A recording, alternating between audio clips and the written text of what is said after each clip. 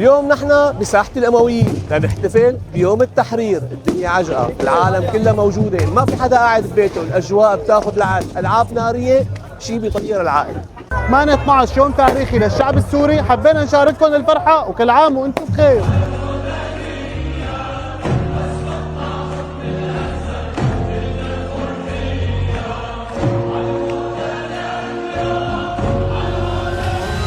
طاير من فوق الشام نزل عبرد يلاقي رب الحمام عجناح لسوريا حامل سلام ضوي يا شمس بلادي فوق الايام علوها علو الراي سوريا صارت اي علوها علو الراي سوريا صارت جبال العز مدوار. حتى بحديقة الجاحظ الاحتفالات موجودة ومتواصلة.